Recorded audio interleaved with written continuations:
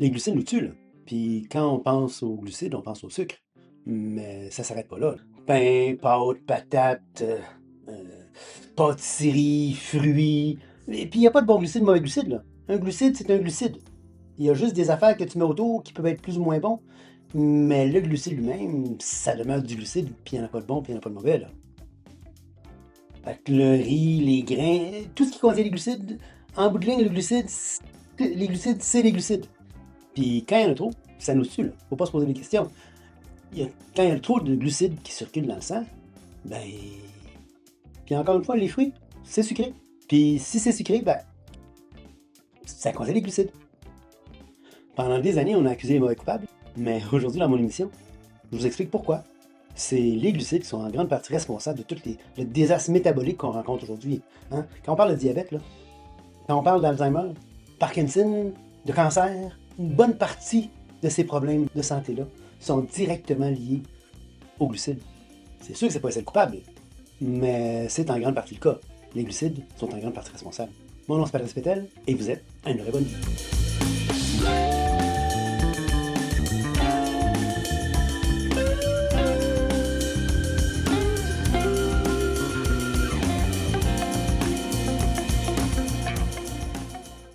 Fait que moi, quand j'ai commencé à faire, en tout cas, quand j'ai réalisé que je faisais de la résistance à l'insuline, puis conséquemment trop de sucre dans le sang, quand j'ai réalisé ça, ben, je me suis pas posé 36 000 questions.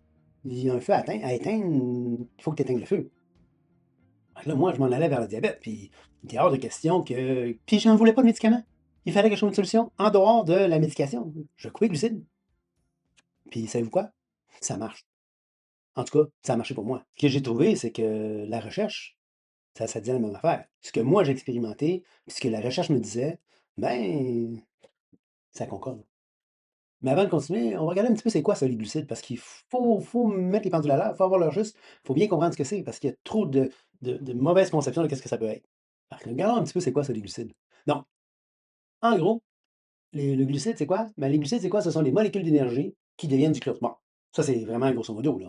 On peut, ça c'est ramené à sa plus simple expression. Évidemment, il y a plein d'autres affaires qui, je veux dire, les fibres, c'est des glucides, mais ça passe direct. Fait que c'est pas digéré, fait que ça devient pas d'énergie, pour nous autres, en tout cas. Puis le fructose, ben, le fructose, ça rentre dans le sang, ça ne devient pas du glucose, mais ça a tout qu'un impact pareil. Donc, on regarde un petit peu ça. Mais pour l'instant, grosso modo, pour tout le reste des glucides que vous pouvez bouffer, ben, qu'on peut bouffer, moi y compris, là, ben, quand c'est de l'énergie, c'est des molécules d'énergie, puis ça devient du glucose dans le sang. En bout de ligne, c'est ça que ça devient. OK? Puis, il y a deux grandes familles de glucides. Premièrement, les glucides simples, il y a les glucides complexes. Il y en a des simples, il y en a des complexes. Parmi les glucides simples, il y a ce qu'on appelle les monosaccharides. Ça comprend le glucose, ça comprend le fructose, puis ça comprend le galactose. Galactose, peut-être vous reconnaissez le mot galacte comme galaxie. Donc, c'est un mot d'origine grecque, puis c'est devenu un préfixe en français. Puis quand tu as ça comme préfixe, ben, ça fait référence au lait, toujours. OK? Donc, tu as le glucose, le fructose, tu as le galactose qui sont des monosaccharides. Puis ensuite de ça, tu as des disaccharides qui sont aussi des sucres simples, des glucides simples. Les disaccharides, tu as le saccharose. Le saccharose, c'est le sucre blanc. C'est ce qu'on est habitué. Quand on parle de sucre, habituellement, on pense au sucre blanc. Puis quand on pense au sucre blanc, ben ça, c'est du saccharose. On utilise aussi le mot, c'est la même affaire, la même substance, le sucrose, le saccharose. Ben, c'est un disaccharide. Ben, ce sont les disaccharides. Puis c'est une combinaison de deux glucides simples, le glucose puis le fructose. Donc, mettons, dans un sachet de sucre, là, comme l'antique ou les sucres en sachet de 3,5 grammes, là, ben, ça veut dire que, mettons que ton sachet, il y avait 4 grammes par simple, là, habituellement c'est 3,5, mais par simple, on va dire 4. Ben, dans ton sachet de sucre, c'est des molécules de disaccharides qu'il y a dans ça. Tu as la moitié du poids, donc 2 grammes, c'est du glucose, puis 2 grammes, c'est du fructose. Fait que quand ça rentre dans ton organisme va le couper en deux. Le glucose va aller dans un chemin métabolique, le fructose va aller dans un autre chemin métabolique. Il va se passer deux choses différentes pour gérer ces deux substances-là dans ton corps. Fait que là, l'autre disaccharide qu'on a dans notre alimentation, en tout cas, c'est le lactose, qui est un mélange de deux molécules, une combinaison de deux molécules. Le glucose encore, puis le galactose. Les deux amis qui sont en haut. Puis le galactose, ben, éventuellement, ça va donner du glucose. Puis, même chose, bon. Ensuite de ça, tu as les glucides complexes. Les glucides complexes, c'est ce qu'on a? Ben, on a ça, c'est des polysaccharides. Donc, si on regarde en arrière, monosaccharide, mono, c'est un. Saccharide, c'est comme les sucres, là. Di, c'est 2 parce que 2, c'est une combinaison de 2 sortes de molécules, hein, glucose, fructose ou glucose puis galactose, disaccharides. Polysaccharides, ben ça, c'est des chaînes de sucre, si on veut, des chaînes de saccharides. Tu as de l'amidon. Bon, ben, l'amidon, ça, c'est des comme dans le pain, patates, les pâtes.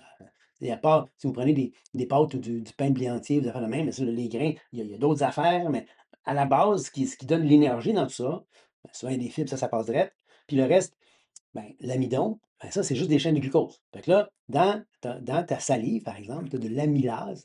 Amylase, le préfixe, ben, la racine grecque amylo, hein, ça désigne l'amidon. Ase, c'est comme une enzyme. Fait que l'amylase, c'est l'enzyme qui va couper tes molécules d'amidon en glucose, en partie plus simple. Va toutes les découper, elle, l'amylase. Quand tu manges du pain, tu manges, tu manges, tu manges, tu as l'amylase salivaire dans ta bouche qui va couper, hein, l'amidon en glucose. Évidemment, tu avales, il y a d'autres parties où est-ce que là, tu l'avales, puis rendu dans l'intestin, ben, tu vas avoir de l'amylase intestinale qui va continuer de tout couper ça en petits morceaux pour que le glucose rentre dans le sang, puis ça aille dans le chemin métabolique pour le glucose. Fait que l'amidon, ben, c'est coupé, puis ça devient du glucose. De la même manière, donc l'amidon, c'est végétal, le glycogène, c'est animal. Notre corps produit du glycogène. D'ailleurs, c'est stocké dans le foie, dans les muscles, ailleurs un peu. Puis le glycogène, ben, ça, c'est aussi, c'est à peu près, ça ressemble un peu à l'amidon dans le sens, c'est une chaîne de glucides, de glucose. OK? Donc, ça aussi, quand tu manges ça, ben, si tu manges du glycogène, soit parce que tu manges du foie ou que tu manges, ben, ça aussi, c'est, tu l'absorbes, ça va être découpé dans le processus de digestion, ça va être transformé, ben, ça va être découpé en glucose, puis ça va passer par le chemin métabolique du glucose. OK? Donc, tout ça, en bout de ligne, ça vient du glucose. OK? C'est pour ça qu'il faut comprendre que tout ce que tu manges comme glucide, en bout de ligne, ton corps, il fait une affaire, pour la majorité, à part le fructose, on va voir ça en pas long, ça devient du glucose, ça passe dans le sang, puis ça devient du sucre dans le sang. Hein, quand on dit qu'un diabétique va tester sa glycémie sanguine, qu'est-ce qu'il check? Il check que le glucose, ou quand on dit il a vérifié son sucre sanguin, ben, le sucre sanguin, c'est du glucose. OK? Le fructose aussi, puis le fructose fait autant de dommages que le glucose dans le sang, peut-être même plus. Mais là, pour l'instant, on va se concentrer sur le glucose, d'accord? Donc, essentiellement, la digestion va prendre un sucre complexe, va ajouter des enzymes à ça, puis ça va devenir du glucose dans le sang. Ça va devenir du glucose en bout de ligne. Fait que la digestion, pas compliqué, c'est ce que ça devient. Mais là, juste pour vous mettre en comparaison, juste avant qu'on aille voir les études de ce qui se passe, j'aimerais ça qu'on regarde ensemble, comparer les glucides dans les fruits. Parce que c'est quelque chose qu'on entend souvent, hein, les glucides. Ah, ben écoute, il y a des bons fruits, il y a des bons glucides, des bons sucres. Les sucres naturels, c'est bon, le sucre naturel. Ah, attends, attends un instant. On va aller voir ça. Mais pour commencer, je veux juste utiliser un comparatif, là, quelque chose qu'on peut facilement voir, à s'imaginer, ça représente quoi en termes de glucides, OK? On va aller voir, tu sais, tantôt, je vous ai dit, là, un sachet de sucre, mettons. OK? Un sachet de sucre pour qu'on puisse bien se comprendre.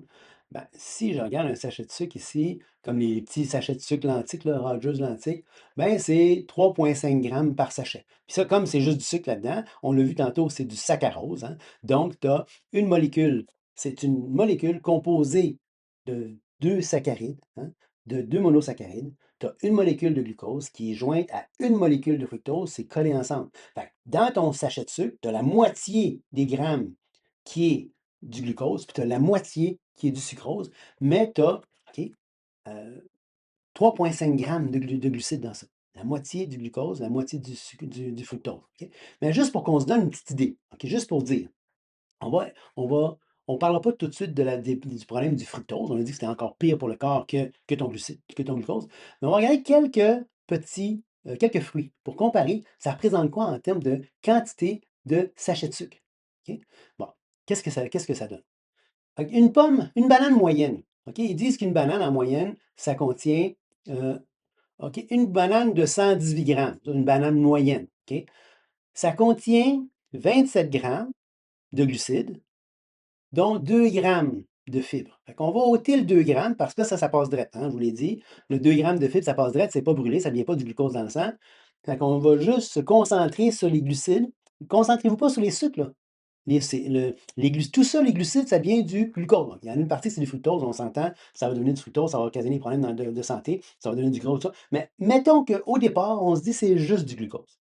Ben, juste du glucose, si tu as 27 moins 2, ça fait 25 grammes de glucose. Puis tu as 27 grammes moins 2 grammes. OK, donc 27 grammes de glucides moins 2 grammes. On enlève les fibres parce que justement, ça passe direct, donc c'est pas, ça vient pas du glucose. OK, donc si je fais puis on a dit que c'était 3,5 grammes dans un sachet de sucre. Fait que si je fais 27 divisé par 3,5 pour savoir, ça veut dire que ta banane, là, c'est comme si tu avais mangé plus que 7 sachets et demi de sucre. Tu sais, les sachets de sucre, là, 7 paquets et plus de sucre. Plus que 7,5, 7,7 sachets de sucre. Fait que là, ta banane que tu dis si bonne, oui, c'est vrai, elle a de la vitamine B6, de la vitamine C, du potassium, du cuivre, du magnésium, manganèse, antioxydants. C'est très, très bien. Mais si tu as un problème métabolique, ça te coûte cher parce que ton glucose, il se promène, là. Tu viens de manger 7 sachets de sucre. Fait que ta beurrée de beurre de pinot, sans compter le beurre de pinot, le sucre qu'il y a dedans, c'est comme si tu avais pris 7 sachets de sucre, tu avais mis ça sur ta beurrée de beurre de pinot, puis tu avais mangé ta beurrée comme ça. Ça te donne des minéraux, des petites vitamines. Mais pour l'instant, on se concentre. Plus tard, on va parler de ce que ça donne en réalité. Ça peut être très, très bien. Puis si vous n'avez pas de problème métabolique, faites ce que vous voulez, ça. C'est pas ça moi, je suis pas là pour dire aux gens de ne pas manger de sucre, pas manger de rien. Surtout pas manger de fruits, c'est tellement bon. Au goût, en tout cas. Mais si tu as un problème métabolique, regarde ce que ça fait dans ton sang en bout de ligne. Est-ce que tu risquerais de prendre 7 sachets de sucre et demi sur ta beurrée de beurre de pinot parce que tu dis: «Ah ben ça c'est correct, un bon petit déjeuner, une beurrée de beurre de pinot avec 7 sachets de sucre et demi?» Ben, je suis pas sûr. Mettons une pomme moyenne 138 grammes. Bon, ben, ta pomme moyenne, elle a plus de fibres. Fait que 19, mettons -3, fait que ça veut dire, mettons 16 grammes de glucides parce qu'on enlève les fibres. Fait que 16 grammes, c'est un petit peu moins pire. C'est comme si tu mangeais, hein, 4 sachets et demi de sucre que tu prenais, dans ta à place de ça. Fait que tu mets ça sur ta salade, tu mets 4 sachets de sucre sur ta petite salade parce que, ben, c'est ça. Et sûr, ça contient de la vitamine C, de la vitamine K, un peu de potassium, du cuivre, des antioxydants. Il y a des bonnes choses dans ça. Je ne dis pas que c'est tout mauvais. Moi, aujourd'hui, c'est juste les glucides que je parle. Il faut vraiment réaliser qu'il n'y a pas de bons fruits, de mauvais fruits. En bout de ligne, ça vient du glucose dans le sang. C'est ça que ça vient. Ensuite, la poire. Une poire moyenne, 26 grammes de glucides, 5 grammes de fibres. Fait que c'est comme si tu avais 21 grammes, ça donne 6 sachets. Encore là, tu manges ta poire, c'est comme si tu avalais 6 sachets de sucre lantique.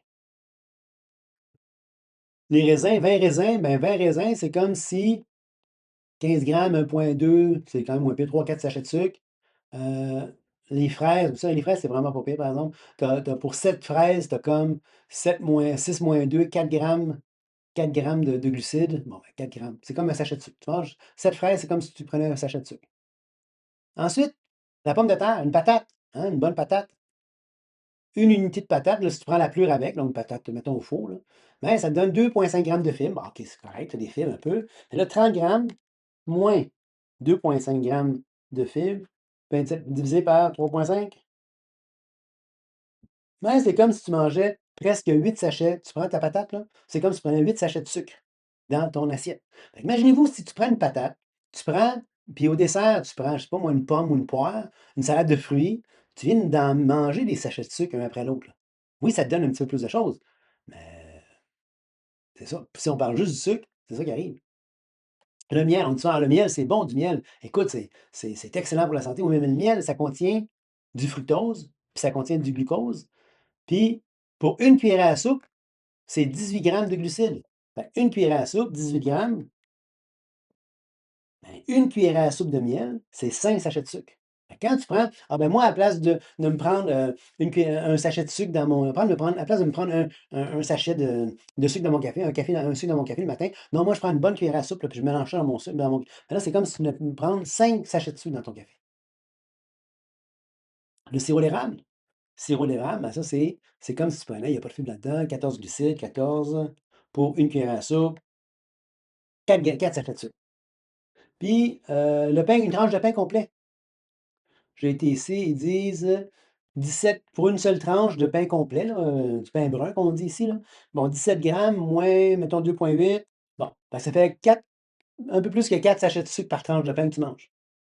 Fait que ajoute ça à ta banane de tantôt, achète ça, imagine-toi comment est-ce que ça en fait du sucre qui rentre tout le temps, tout le temps, tout le temps. Le corps n'est pas fait pour absorber une telle quantité de glucides à la fois. Jamais dans l'histoire de l'humanité, l'être humain a été ben, jamais. Il y en a, il y a peut-être en Égypte, hein, les dignitaires en Égypte ancienne, ils avaient accès à ça, ils avaient les mêmes problèmes de santé que nous autres essentiellement, les infractus, il y avait essentiellement les mêmes affaires que nous autres. À cause encore des glucides. Trop de glucides, ça produit une panoplie de problèmes de santé, problèmes de métabolique. Je vous le dis, pour moi, en tout cas, ça a été clair. En coupant les glucides, je te dis que ça fait tout qu'un changement. Fait que dans le sang, le glucose, qu'est-ce qui va se passer? C'est qu'il va faire monter la glycémie, hein, donc parce que il faut comprendre une affaire bien, bien importante, là, c'est que le glucose dans le sang, c'est du poison. C'est dans le sang, le glucose, le corps considère ça comme du poison. Tu ne veux pas avoir ça qui circule dans le sang plus qu'il en faut. Fait que le corps, quand il voit ça dans le sang, il dit: «OK, ça, c'est du poison». Dans la cellule, dans les cellules du corps, là, ça devient comme du carburant, essentiellement. Ça devient une manière des molécules d'énergie que la cellule, elle, peut utiliser, mitochondrie, pour brûler, pour faire de l'énergie. OK? Mais ça, c'est dans les cellules, pas dans le sang. Dans le sang, quand il y a trop de glucose qui circule, le corps, il capote. On appelle ça la glycation, hein, Glycation. La glycation, ben, la glycation, c'est comme si ça caramélise à long terme. En tout cas, plus il y a de, plus il y a de glucose dans le sang est élevé, puis plus il est là à long terme dans le sang, ben, à petite dose, mettons une glycémie ordinaire, tu sais, le corps peut gérer ça. Mais même là, ça produit un effet à long terme, hein. Un bébé, nouveau-né, exemple, ben, ses tendons, ces choses-là sont blancs, blancs, blancs. Mais plus tu vieillis, plus les glucides circulants, puis il y a d'autres éléments qui sont là-dedans, pas juste les glucides, mais le vieillissement, tu vas voir, il y a comme, ça brunit avec le temps, ça devient beige, ça devient plus foncé. Une personne âgée, c'est pas aussi beau qu'un bébé tout beau, tout neuf, là, les ligaments, les tendons, tout ça. Parce que ce qu'on appelle les produits de la glycation avancée, ça va carrément brunir les tissus, en particulier le collagène. Écoutez, vous savez, quand on fait un bon steak dans le poêle, là, puis on fait ça, puis tu veux que la poêle soit bien, bien chaude, tout ça, là, tu prends ta pièce de viande, tu en mets, tu veux qu'il y ait ce qu'on appelle la réaction de Maillard qui se produit. Genre, tu sais, ça devient comme une petite croûte, là, un petit peu sucrée, là, c'est full bon. C'est les réactions de Maillard-là que tu as dans ta poêle. Essentiellement, le glucose, il fait ça dans ton corps. Tu comprends-tu que cuire à long terme, tu cuit à feu très, très, très doux. Puis plus tu as de sucre dans ton sang, ben, tu montes le feu. Je ne sais pas si tu comprends ce que je veux dire. Essentiellement, c'est ça. Donc, c'est pour ça que le glucose, le corps va réagir à une trop forte glycémie dans le sang, puis il va envoyer de l'insuline. Ça, l'insuline, elle est super, cette insuline-là. C'est une hormone de stockage. Pourquoi de stockage? Le glucose augmente la glycémie, puis la glycémie qui augmente va faire en sorte que ton corps va réagir pour rétablir la balance des choses, va produire de l'insuline. L'insuline, elle, qu'est-ce qu'elle fait? Ben, je vous l'ai dit, c'est une hormone de stockage. L'insuline, elle s'assure que qu'est-ce qui est dans le sang, ben, ça rentre dans les tissus, ça rentre dans les cellules. OK? Donc, si tu as du glucose qui se promène dans le sang, ben, l'insuline, elle a dit: Hey, le glucose, ouais, rentre dans les cellules, parce que c'est à ta place, va servir de carburant.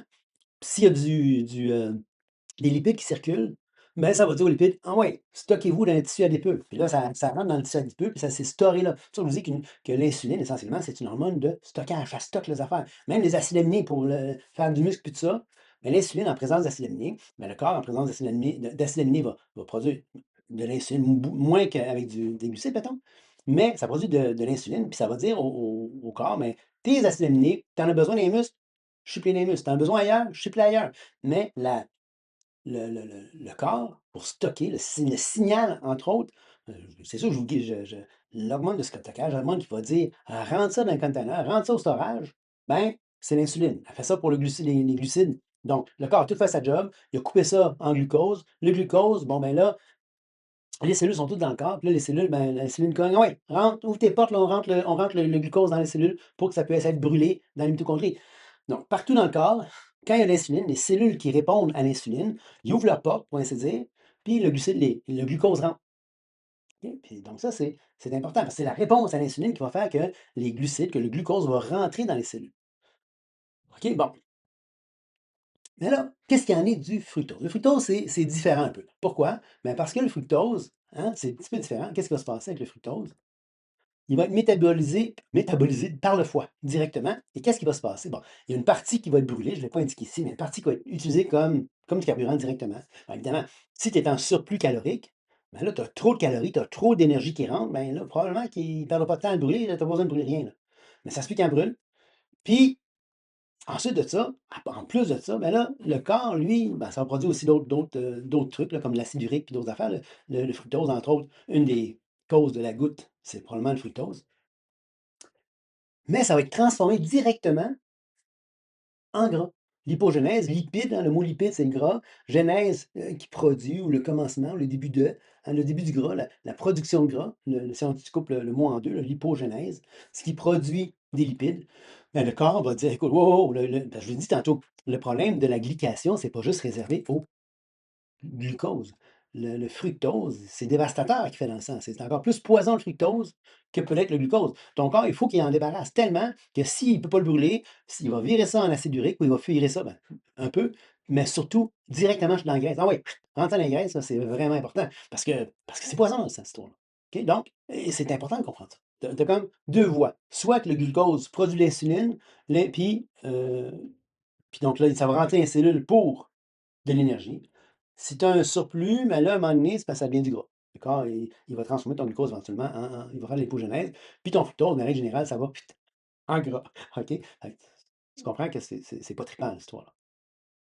Donc là, ce qu'il faut comprendre, c'est que là, ça, je vous ai donné comme la base. Maintenant, il y a un problème qui commence à s'installer au fur et à mesure que tu as trop. Parce que le corps humain, l'être humain, n'est pas fait pour avoir autant de glucides qui rentrent tout le temps, tout le temps, tout le temps, tout le temps. On est dans une surconsommation de glucides. C'est incroyable. Même on recommande aux gens de manger 3, 4, 5, 6 repas par jour. Règle générale avec des glucides dedans. Mange des fruits, 5, 6 fruits, 7, 8, 10 fruits par jour. Mange juste des fruits. En tout cas. Et là, on se dit, ben, c'est supposé être bon ça et je l'ai cru longtemps. J'ai réalisé que c'était pour moi en tout cas, c'était très endommageant.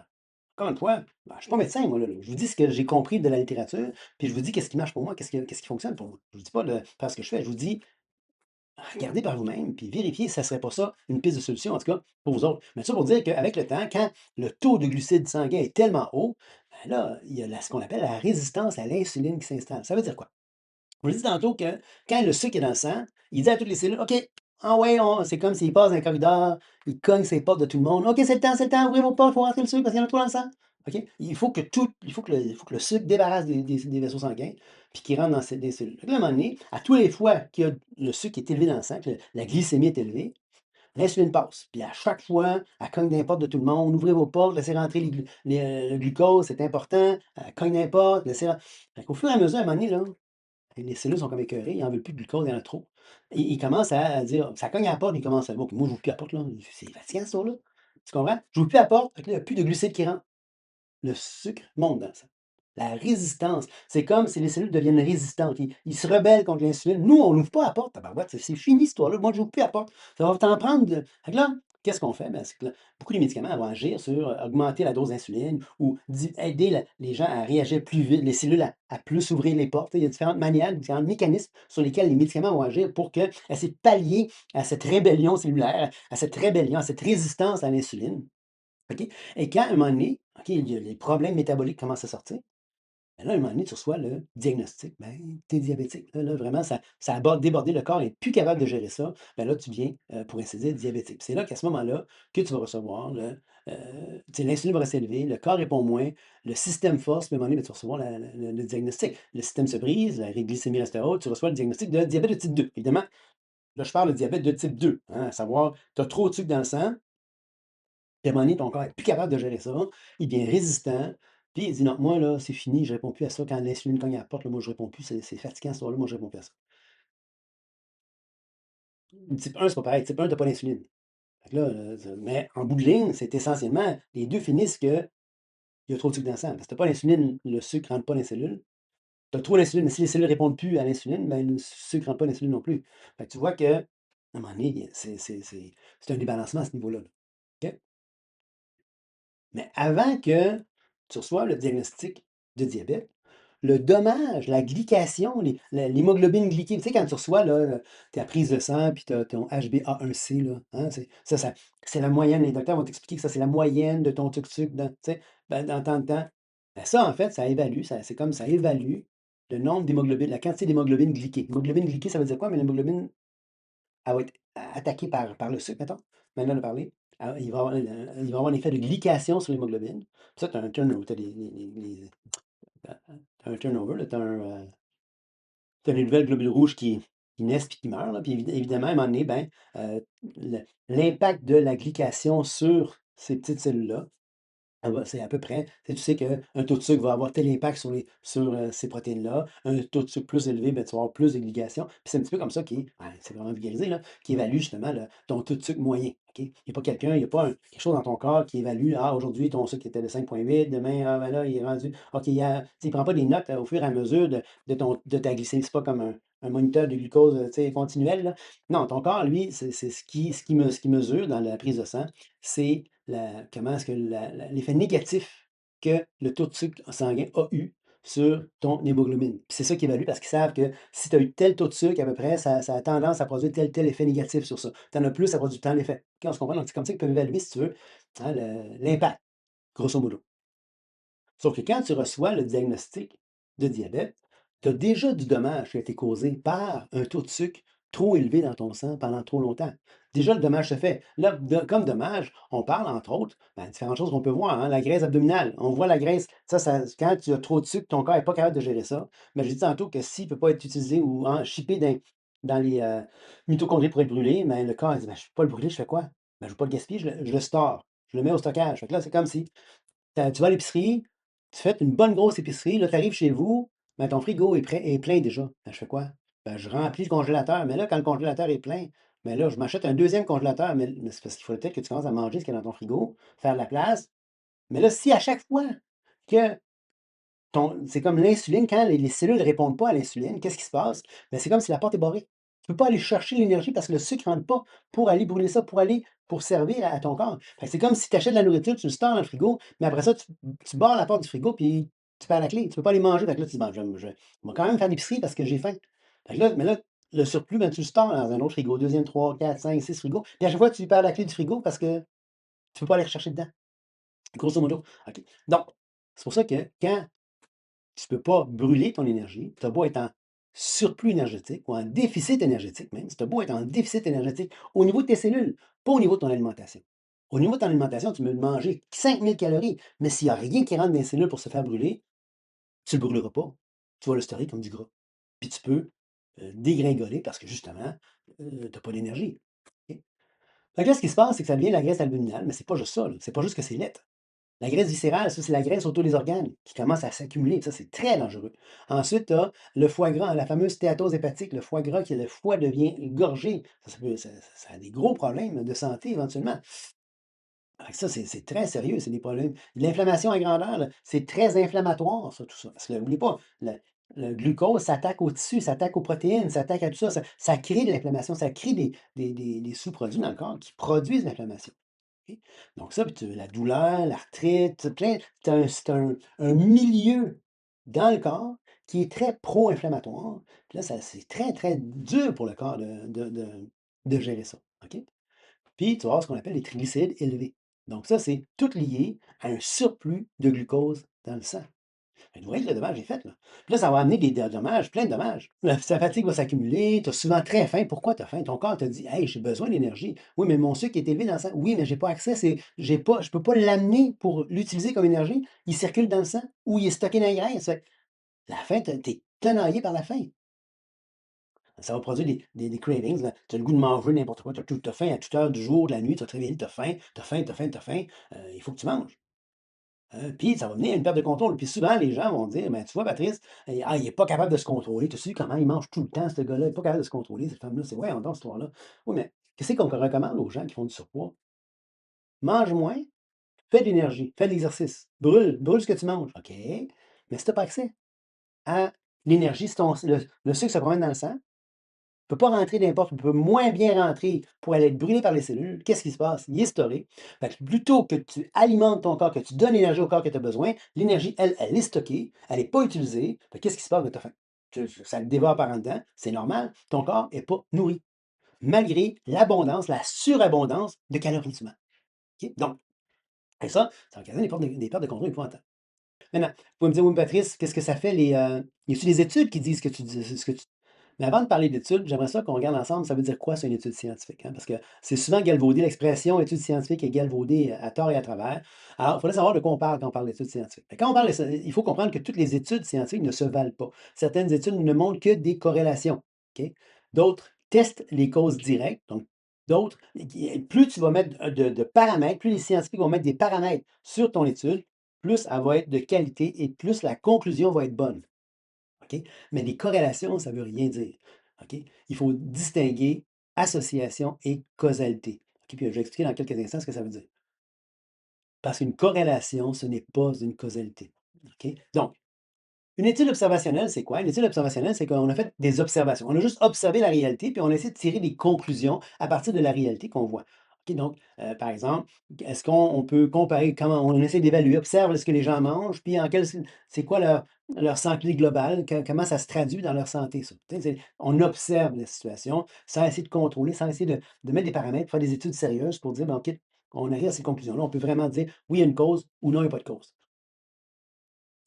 OK? Dans une étude observationnelle, il n'y a pas d'aucun contrôle direct et puis les biais sont fréquents, surtout en termes de mode de vie. Souvent, ces études-là vont reposer sur des questionnaires qu'on remet aux gens et puis qu'on va laisser les gens répondre et puis ils doivent se baser sur la mémoire, ils doivent puis souvent ils veulent plaire, fait que dépendamment si le questionnaire, la personne qui fait le sondage ou qui donne le questionnaire, elle met un peu plus d'emphase sur telle affaire ou telle autre affaire, mais les gens vont avoir tendance à répondre selon ce qui est attendu, hein, de la personne qui fait l'enquête. C'est pour ça que les études observationnelles sont vraiment de moins de piètre qualité. C'est un départ pour émettre des hypothèses, mais à part de ça, ça ne sert pas à grand-chose. L'avantage de ce genre d'études-là, c'est que ça ne coûte pas cher. Moi, quand j'étais à l'université, j'ai fait des études observationnelles, des études avec des sondages comme ça. Pourquoi? Ben parce que j'étais au bac, puis il fallait que je fasse des études dans certains cours. Mon cours de statistique, il fallait que je fasse des études. Puis là, je recueillais des données.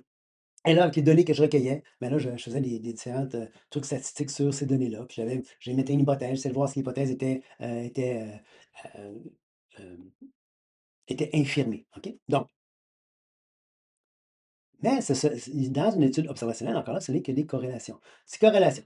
2 variables évoluent ensemble. C'est ça que ça veut dire une corrélation. OK? Donc, il y a un exemple que je donne, OK, c'est l'exemple ici, la glace et les noyades. Quand je dis glace, ben, la crème glacée, là, la crème à glace qu'on appelle ici, là.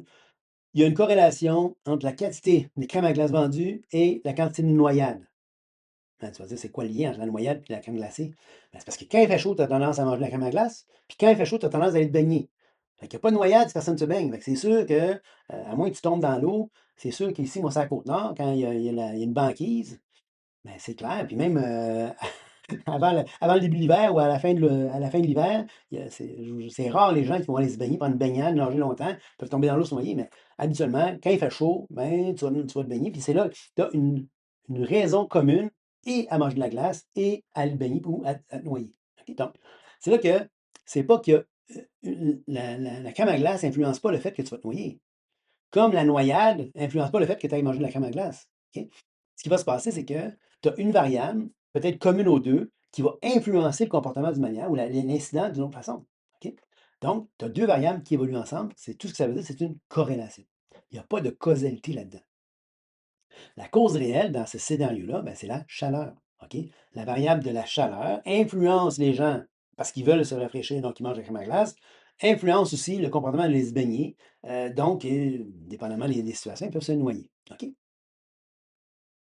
L'autre type d'étude, c'est ce qu'on appelle les études ou les essais randomisés contrôlés. Un essai randomisé contrôlé, c'est qu'on va prendre des participants et on va les répartir au hasard. On va les mettre dans un groupe test puis dans un groupe contrôle. Et là, ce qui va se passer, c'est qu'on va modifier une variable pour voir si ça a de l'effet chez le groupe test et non pas et versus qu'est-ce qui se passe au niveau du groupe contrôle. Fait que eux autres, on ne change rien, eux autres, on change une variable, puis on regarde, y a une différence des résultats. OK? Et là, puisque tu fais ça, tu peux voir si, oui ou non, le lien est plus fort que juste une simple corrélation. Là, il y a des calculs statistiques que tu peux faire pour vérifier tes affaires, pour valider tes trucs. Et là, c'est seulement les études randomisées contrôlées qui peuvent tester si oui ou non on peut parler de causalité. Du moins, on peut infirmer ou confirmer. On confirme pas en science, là. L'hypothèse a été mise, puis tu vas dire non, l'hypothèse ne marche pas. Fait que tu vas infirmer, tu vas annuler une hypothèse. Tu vas dire l'hypothèse ne tient pas, mais c'est pas confirmé comme tel pour toute une série de raisons. Mais ça, c'est une autre histoire. On n'en parlera pas aujourd'hui, là. Puis, puisque c'est réparti au hasard, tu as moins de biais, règle générale, hein. Puis tu as une réduction de la manière que les études sont faites quand c'est randomisé contrôlé, ben, tu essaies de diminuer les biais le plus possible. OK? Donc, pourquoi randomiser? Parce que c'est une attribution au hasard, on évite les groupes biaisés, on équilibre les facteurs cachés et les différences viennent de l'intervention. Donc, on essaie de répartir au hasard pour que ce soit seulement l'intervention, la variable qu'on fait changer, ça soit juste ça qui soit la cause de la différence entre les deux groupes. Ensuite, tu as les méta-analyses. Fait que là, tes méta-analyses, ça peut regrouper plusieurs études. Ça, c'est vraiment fort, les méta-analyses. Si ça regroupe des études de bonne qualité, ben, si ça regroupe juste des études observationnelles, ben là, ta méta-analyse, ça dépend des études qu'elle a ramassées. Méta-analyse, ça veut dire qu'on regroupe plein d'études, puis on tire des conclusions à partir de l'ensemble des études qu'on a récupérées. Et souvent, on va faire des méta-analyses d'études randomisées contrôlées. Puis ça, c'est excellent parce que là, on est vraiment dans le nec plus ultra de l'analyse. Donc là, tu peux vraiment commencer à tirer des conclusions vraiment fortes, puis pas mal avoir de l'assurance que tes conclusions sont bonnes, là, tu sais. Parce que ça augmente la puissance statistique. Donc, les calculs statistiques pour voir si ça fait du sens, qu'est-ce que ben, ta recherche en étude, puis tes résultats vont être beaucoup plus robustes, OK? Pour réduire les erreurs basées sur ce qui peut avoir les divergences individuelles. OK? Donc, c'est vraiment la force, ça, d'avoir des études le plus possible, des méta-analyses, d'études randomisées contrôlées pour avoir le nec plus ultra, hein, avoir vraiment l'heure juste sur ce que tu vas étudier. Alors, c'est toi qu'il y a comme une hiérarchie de preuves. L'opinion, l'hypothèse, ça, c'est comme, ben, c'est une hypothèse, ça se peut, comme ça peut ne pas, mais on ne sait pas. Tu sais, on émet une hypothèse, on va tester, voir si ça marche ou ça marche pas. Les études observationnelles, OK? Ça, c'est comme on en a parlé, c'est vraiment fait que l'opinion hypothèse, c'est la plus faible importance. Ensuite, l'étude observationnelle. Après ça, on va avoir l'essai clinique, donc l'essai randomisé contrôlé. Après ça, tu vas avoir les méta-analyses de randomisé contrôlé. Puis plus tu montes en complexité, plus tu montes en idée que le chercheur va paramétrer, va mettre vraiment des paramètres clairs pour essayer de diminuer le plus possible les erreurs, ben là, plus ton étude va être fiable. OK? Donc, règle générale, en alimentation, tu vas avoir beaucoup d'arguments observationnels. C'est fou comment il y en a. Beaucoup de mauvaises études qui sont faites. Mais si tu es capable de trouver des études randomisées contrôlées et plus des méta-analyses, là, tes conclusions vont être vraiment fortes. OK? Et donc, quand tu utilises ces données-là pour évaluer qu'est-ce qui se passe quand tu changes l'alimentation au niveau des glucides, si ça a un impact sur la santé de l'individu, sur la maladie, ben là, si tu utilises des méta-analyses d'études cliniques, là, c'est fort. Là, c'est vraiment fort parce que tu peux avoir une réponse biologique qui est mesurable. OK? Donc, fait qu'en bout de ligne, les études disent quoi? Ben, en bout de ligne, les études disent que tu as une étude ici de 38 essais. Ce que je vais faire, dans le commentaire en bas, dans les notes de l'épisode, je vais laisser les liens pour les études que j'ai utilisées pour cet épisode-ci. Vous pourrez aller les vérifier à votre guise. Puis écoutez, aujourd'hui, là, avec des intelligences artificielles, ouvrez, prenez l'étude, mettez le lien dans votre IA préféré, le ChatGPT, Gemini ou Grok ou Claude, peu importe le l'IA que vous voulez utiliser, là. Demandez-lui d'analyser l'étude, toute l'étude, puis vous donnez des commentaires par rapport à ça. Il va pouvoir vous expliquer, puis comme c'est des études qui sont en anglais, ben, il va pouvoir vous le traduire pour vous l'expliquer, l'étude. Utilisez les ressources d'intelligence artificielle si vous ne pouvez pas les lire vous-même ou si vous trouvez que c'est trop difficile à comprendre par vous-même. Utilisez ces ressources-là, ça va vous aider grandement. OK, donc, ça regroupe 38 études cliniques de 2831 participants. Puis on a démontré qu'en diminuant la quantité de glucides absorbés, ben, ça avait un impact direct sur la quantité d'hémoglobine glyquée puis le sucre moyen chez les gens. Donc, il y avait une diminution de l'insuline, une diminution de la glycémie, puis tu avais une diminution de l'indice d'insulinorésistance. Donc, c'était vraiment fort comme effet. Si tu diminues les glucides alimentaires, tu as un impact direct sur la glycémie, l'insuline, l'hémoglobine glyquée, puis l'insulinorésistance, la résistance à l'insuline. OK? Donc, tu as vraiment, clairement, une réponse, tu as une relation entre la dose de sucre que tu prends puis la glycémie, ton taux de glucose sanguin. Moins tu as de glucides dans le sang, moins tu as de glucides alimentaires, moins tu as de glucides dans le sang, puis donc moins d'effet, ou en tout cas, moins tu as de glucides, plus c'est bénéfique. Une deuxième méta-analyse qui regroupe 149 études cliniques, c'est assez fort. 9000 participants, c'est énorme comme méta-analyse. Encore une fois, tu diminues l'apport en glucides, tu as directement une relation de diminution de glucose, diminution de l'insuline, diminution de résistance à l'insuline, tu as une diminution de production d'enzymes hépatiques là, problématiques. Puis, l'effet est indépendant des calories. Ça veut dire quoi? Ça veut dire que ici, dans ces études-là, ce qu'on a fait, c'est qu'on a été, on a donné aux participants des régimes qui étaient en équivalence calorique. Ça veut dire, mettons, je sais pas moi, dans sa journée, le groupe A mangeait 2500 calories, ben, le groupe B aussi mangeait 2500 calories, donc c'était isocalorique. Et puis, on variait juste la sorte d'aliments que les personnes prenaient en termes pour diminuer l'aspect glucidique de l'alimentation. Donc, on voit vraiment que c'est pas la calorie qui est le problème, c'est ce qu'on mange qui est le problème. Fait que quand on dit que les calories, c'est pas le problème, ben non, c'est ce que tu manges qui est le problème. Et c'est vraiment la sorte d'aliment que tu manges qui est vraiment problématique. À cause de tout l'aspect métabolique, tout l'aspect hormonal derrière l'alimentation, derrière la digestion et ainsi de suite. On a fait aussi des groupes comme ça, chez les enfants, les adolescents, 17 études cliniques, 17 essais randomisés contrôlés chez une population jeune, puis on a vu que diminuer l'alimentation, diminuer l'apport en glucides, tu avais une diminution des résistance comme chez les adultes.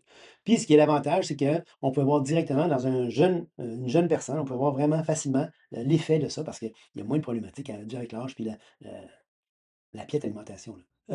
Une étude, clinique JAMA 2022, étude ça, c'est une étude, c'est pas une méta-analyse.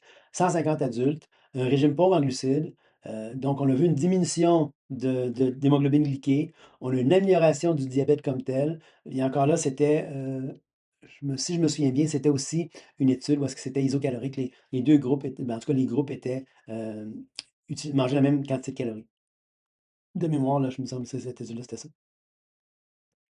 Un autre régime isocalorique, donc même quantité de calories, on contrôle, variable les glucides, puis clairement une amélioration au niveau du syndrome métabolique.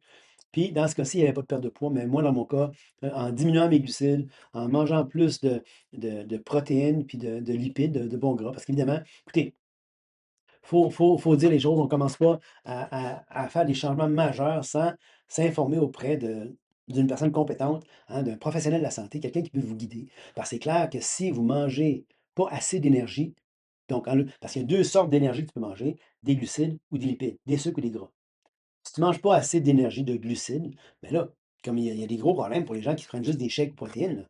Un shake aux protéines, tu peux tomber vraiment malade, tu peux même en mourir si tu ne prends que des shakes à protéines, sans ajouter d'autres affaires, sans ajouter des lipides, sans ajouter quelque chose qui va te nourrir en plus, en termes d'énergie, OK? C'est pour ça que c'est important de faire attention. On ne s'embarque pas comme ça, tête perdue, OK? Par contre, c'est clair que si tu dis à ton professionnel de la santé: «Oui, mais si je baisse mon sucre, est-ce que ça va avoir amélioré mon diabète?» Si la personne te dit non, ben là, remet en compte, on a vu que des études randomisées contrôlées, on a vu des méta-analyses, puis j'aurais pu vous en donner encore à la pelletée, OK? Que oui, il y a un impact et moi, j'ai vu de moi-même, j'ai participé à une cohorte de personnes, en 2017-2018, je pense, par une clinique dans le coin de Montréal, où est-ce que le médecin qui pilotait cette cohorte-là visait une intervention sous la forme d'un régime cétogène, donc faible en glucides, riche riche en protéines ciblées, parce qu'un régime cétogène, c'est que peu importe le régime que tu abandoptes, normalement, tu devrais toujours avoir la même quantité de protéines. Tu ne devrais jamais couper tes protéines. Jamais, jamais, jamais. Tu devrais toujours soit couper tes glucides, soit couper tes lipides, hein, puis c'est les 2 mentalités. Mange pas de gras, mange pas de gras, mange pas de gras. Puis là, tu shoots des glucides en masse, puis là, ton problème métabolique augmente, augmente, augmente. Ou tu dis: «On coupe les glucides, glucides, glucides, on les coupe, on les coupe, on les coupe», puis tu manges des bons gras, tu manges des bons gras, tu manges des bons gras. Là, tu vas perdre du poids. OK? Parce que si tu stimules pas ton hormone de stockage, l'insuline, ton corps est capable de gérer les graisses, il est capable d'acheminer ça aux endroits, puis tu es capable de brûler ça. Puis tu as assez de glucose que tu manges, soit dans ton alimentation, parce que tu diminues ton glucide, mais tes glucides, mais tu les coupes pas. Ou même si tu les coupes, ton corps est capable d'en faire à partir des graisses que tu manges, à partir des protéines que tu manges. Il est capable de faire assez de glucides pour que ton cerveau, mettons, puisse. Puis ton cerveau a besoin de l'équivalent de 100 grammes de glucides par jour. 100-120 grammes de glucides, mais ça, c'est si tu carbure juste sur les glucides. Si tu es en cétogène, si ton corps produit des cétones, ben, une grosse partie de l'énergie consommée par le cerveau, ben, ton cerveau, c'est pas il faudrait prendre un minimum de glucides quand même, ton corps peut le produire sans problème. D'ailleurs, les grandes populations, les populations qui ne mangent pas de glucides, hein, pensez à toutes les populations de chasseurs-cueilleurs en Amérique du Nord. Moi, ici, toutes les nations algonquiennes qui étaient nomades, il y avait pas de culture, ils mangeaient juste des petits fruits en saison à l'automne. Le reste du temps, ils se nourrissaient exclusivement de viande puis de graisse animale. Puis ils vivaient très, très bien. Jamais, jamais il y avait de problème de santé. D'ailleurs, quand les premiers sont arrivés, puis quand les médecins ont commencé à étudier ça, ils voyaient que c'était des gens qui étaient en parfaite santé parce qu'ils mangeaient bien. Même chose chez les Inuits qui consomment jamais ou à peu près jamais. Certaines périodes de l'année, ils peuvent avoir un peu de petits fruits qui poussent, mais règle générale, ils ne mangent que des lipides puis des protéines animales, juste des gras, des graisses, puis des protéines animales, puis ils font très, très bien. Et on voit ça partout, partout, partout à travers le monde, des populations entières pendant des années. Dans les grandes aires glaciaires, où est-ce que tu as eu des milliers d'années avec juste de la glace, hein, des kilomètres de glace même par endroit, puis où est-ce que l'être humain ne pouvait manger que de la nourriture animale, ça, mais en tout cas, dans certaines parties plus tropicales, ça pouvait s'ajuster, là, mais dans les grandes régions de la planète, pendant des siècles et des siècles, l'être humain devait manger, essentiellement survivait, plus que performait sur des graisses animales, puis sur des protéines animales.